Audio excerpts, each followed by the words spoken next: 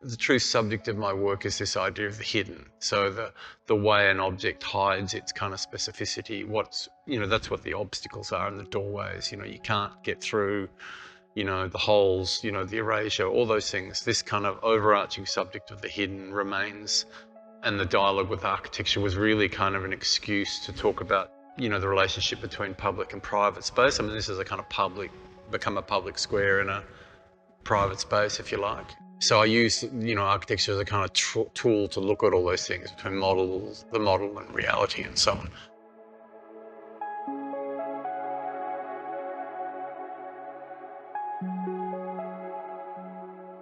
What is the significance of this song as a title for your show? Oh, it's more that song, because as you say, it was written in 1949 by Ewan McCall, as a kind of ode to Salford, which was a town in the northeast of England that he grew up in, heavily industrial town. It was more that the Pogues had covered that song in 1985, particularly Shane MacGowan with them, and the way he sung that song about a kind of dirty, desolate, gritty town, but sung it with sort of tenderness and a kind of sweetness. And I think that on the one hand, that title frames the idea of a town, and that this work is loosely exploring all different types of, all different parts, and my work does that generally, parts of cities and towns. I think these lights in particular, there's 14 lights in this room, and each of them are based on cheap hotels that I've seen in different places, and their sign's been taken out, and instead of leaving them as, what you would find as sort of empty signs in the world, I've redesigned them as these kind of pretty objects or beautiful objects. And that was something I was kind of worried about. But I think there's something in the song that, Shane MacGowan's lyric, the way he sings is kind of raucous, raspy, but there's a sort of lilt to it. There's a kind of sweetness to it too, a tenderness. And it's kind of the same thing I performed on these works, like taking something that's nameless, abandoned, desolate, and remaking it anew. So it was more the sort of general association of that song. I'm very fond of that song. Many of my generation grew up with that song. And, apart from the working class politics, and in fact, that song originally has a verse in it that isn't included by the Pogues about a critique of the Communist Party. So it's sort of working class politics. And that is something that's similar to the last show I did here, actually, with the serious buildings that have this whole narrative around working class politics and rescuing communities and in fact climate change, ecology, and there is a sense in the drawings of that as well.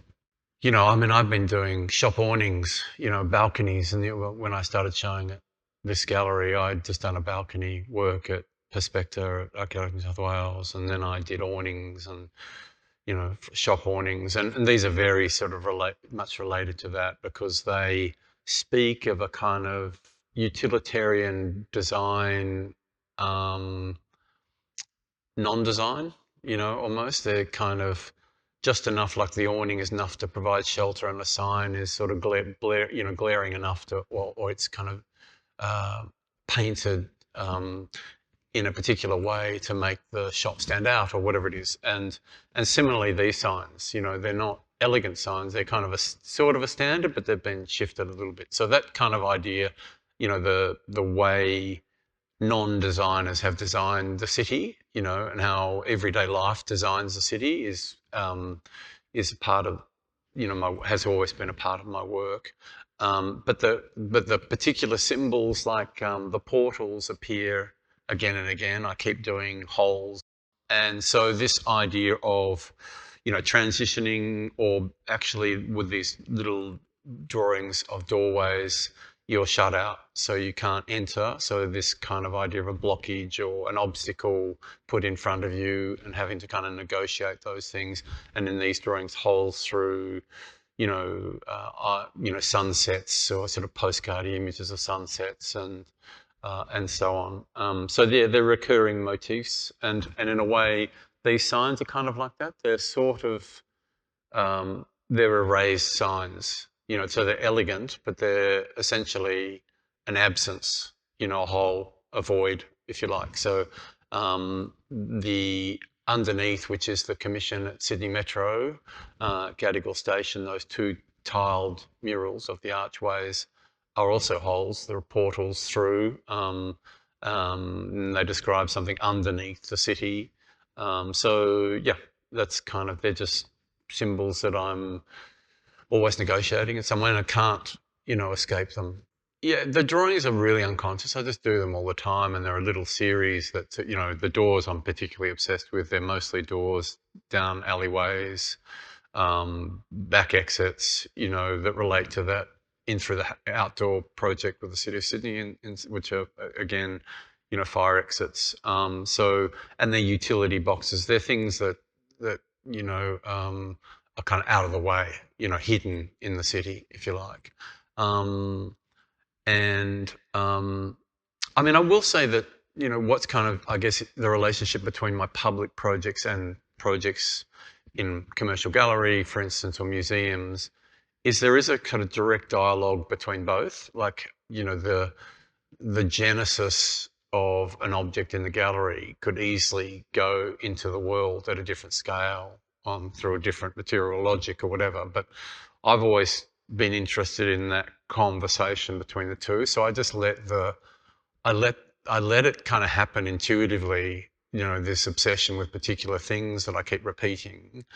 And I think that somehow spills into the public projects as well. So, you can well imagine these being in public. In fact, they are in public with city lights. And there's, the hotel work down in Melbourne. I was making models of buildings, architectural models of buildings with soundtracks in them for a long time. And there was always an idea to scale that up outside if someone was stupid enough to give me the opportunity. So it was, it's just a shift in context, and you put something, in a different context and it reads entirely differently. We know all that, but yeah, I like to see that there's a sort of direct dialogue between them.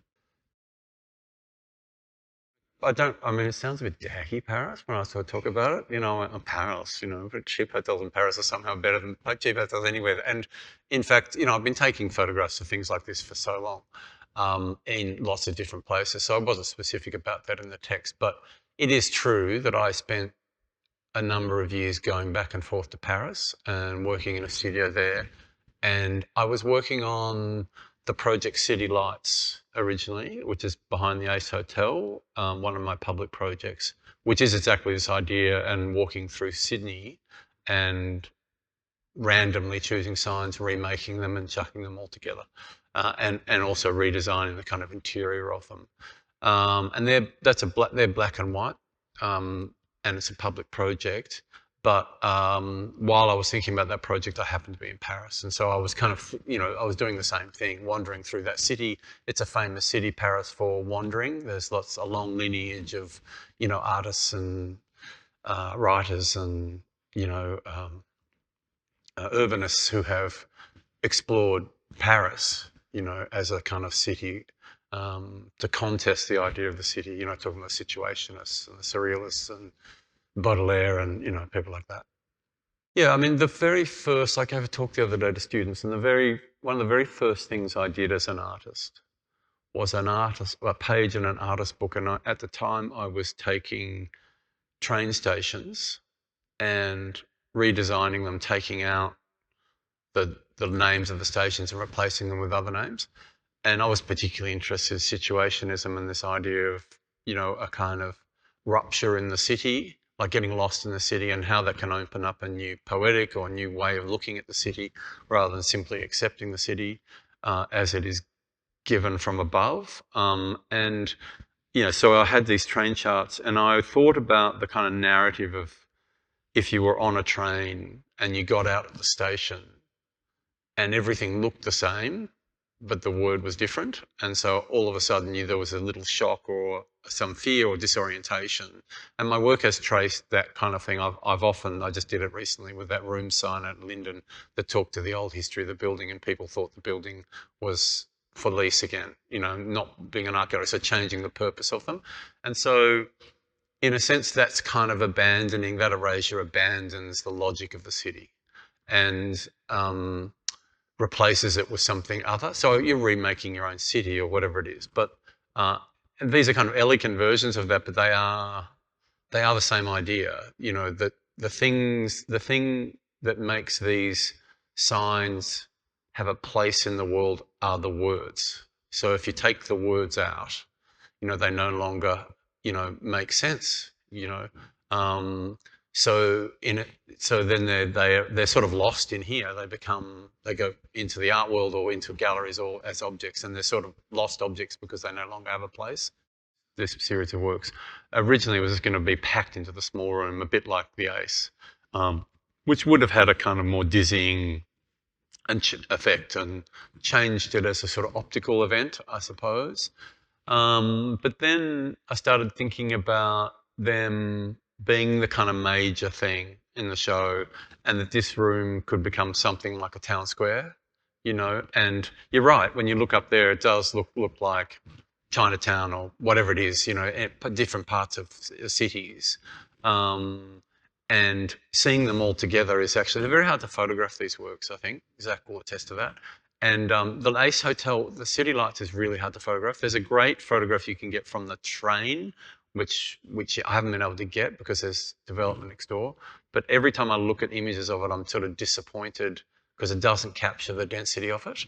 And in a way, that view, sort of up high looking through, is the best view actually of this thing. So, but then the experience of them in the room is actually quite lovely, and it's not. You don't think about that. You just think about it. So it's as an image. So there is this relationship between the image and actual experience, and I think that's kind of, well, maybe that's something about what the city's like. You need to kind of be in the city and experience it to really feel what's happening with the city.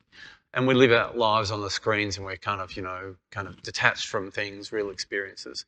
And galleries are the sort of one place where you can actually have those experiences and experience. I mean, I know a lot of students don't actually go to galleries and look at works anymore. And I love working at works. You feel that, you look at a painting and how rough it looks compared to the photograph or so on. So I like the idea. I guess it's a bit like all those light and space artists in LA, Robert Irwin, who wouldn't allow his work to be photographed. You had to come and experience it.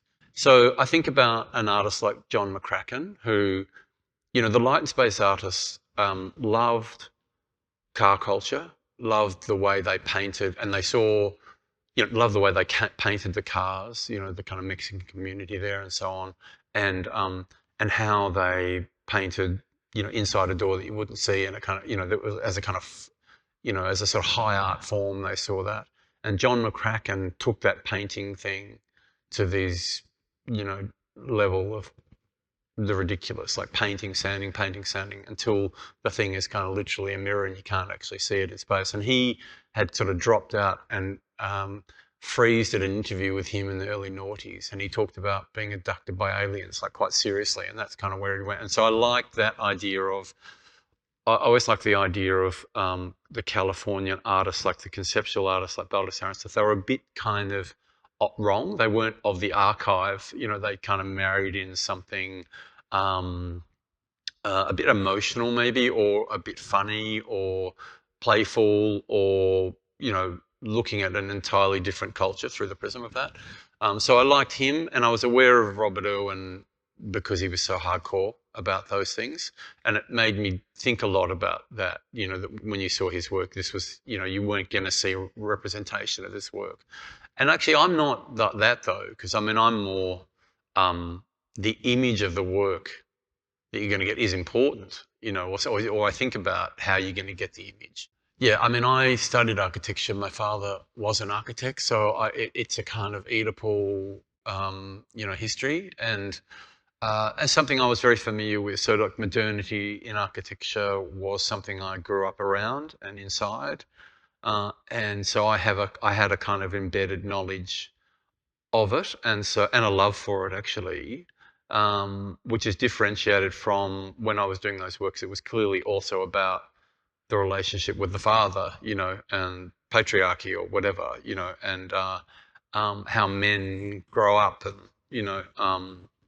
in there's a drawing of men fighting. This kind of, anyway, that's always kind of been there in a funny sort of way. But yeah, so it sort of started there, but then there are, yeah, I don't know. I've had a kind of particular relationship to it in the sense that the world describes me like that. The world says he's interested in the built environment, and he's an artist that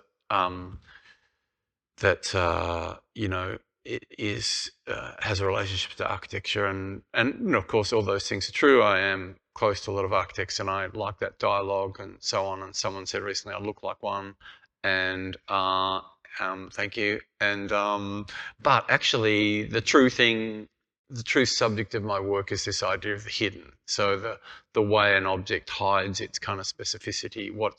That's what the obstacles are in the doorways. You can't get through. The holes, the erasure, all those things. This kind of overarching subject of the hidden remains.